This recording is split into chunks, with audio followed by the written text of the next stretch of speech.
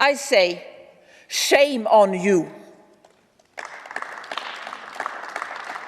Shame on you for violating trust, the trust of the people of Europe who expect you to fight for their interest, not your own, and for violating the trust of your colleagues here in the Parliament who work very hard, honourably, truthfully, with decency.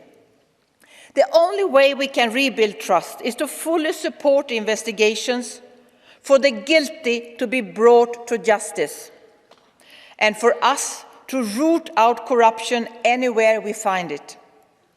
As President von der Leyen said in her State of the Union speech 3 months ago in this chamber, corruption erodes trust. We must fight back with the full force of the law. And that's what we must do every day. Our anti-fraud office, OLAF, investigates fraud and corruption in the institutions. The European Public Prosecutors Office fights crimes against the EU budget. We have a strong rule of law mechanism to help all member states fight corruption with annual monitoring and reporting, and now also clear recommendations. We set up a general law conditionality mechanism to make sure no money from the EU budget goes into corrupt pockets. We took steps to make sure no cent of COVID recovery money ends up in the wrong hands. The fight against corruption is central to our strategy against organized crime, and a key target of European police cooperation under EMPACT.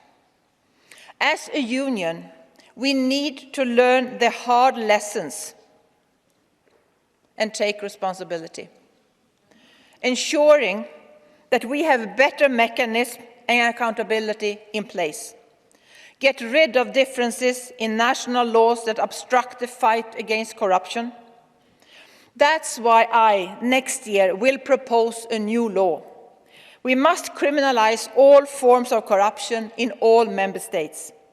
Not just bribery, as is the case today, but also trafficking in influence, illicit enrichment, embezzlement, and abuse of power, and to impose tough EU-wide criminal penalties for these crimes.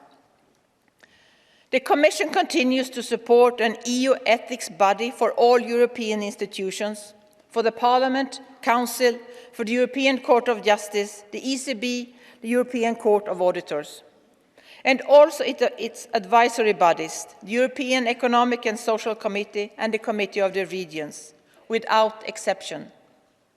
So we can all live by the same clear principles, live up to the same high standards. President von der Leyen sent a letter to these institutions in March, and Vice President Jourova is carrying the discussions with our partners forward. Let me be clear. The scandal we discuss here today goes well beyond ethics violations. It's a serious criminal investigation. The Parliament's first response is the right one, to cooperate fully with the law enforcement. But there is anger and frustration in this House and outside. There is understandable outrage and frustration among the millions who believe in the European project, who saw the European unity helped us through the pandemic and helps us now in response to Putin's war. We built trust based on action, and now we must rebuild. The fight against corruption is mission critical for Europe, and we must have our own house in order first. Our standards should always be the highest. It's what we expect of others, and we must demand it for ourselves. Thank you.